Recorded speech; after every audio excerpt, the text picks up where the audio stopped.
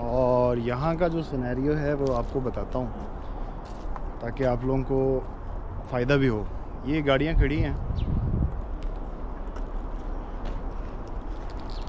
یہ ساری جو یہاں پہ چائنا میں ٹیکسی یوز ہوئی ہے نا, یہ وہ کار ہیں. لیکن ٹیکسی ہم بائی نہیں کریں گے, ٹھیک ہے. جو بتانے کا مین مقصد ہے وہ یہ ہے کہ ٹیکسی یہاں پہ آلریڈی بہت زیادہ چلی ہوئی ہے. کچھ لوگ منگوا رہے ہیں جو کہ ٹیکسی بائی کر رہے ہیں, تو ٹیکسی بائی ہم نہیں کریں گے. جو میں نے ابھی یہاں پہ آ کے نوٹ کیا ہے, ٹیکسی آلریڈی یہاں پہ 5 لاکھ 6 لاکھ کلومیٹر چل چکی ہے.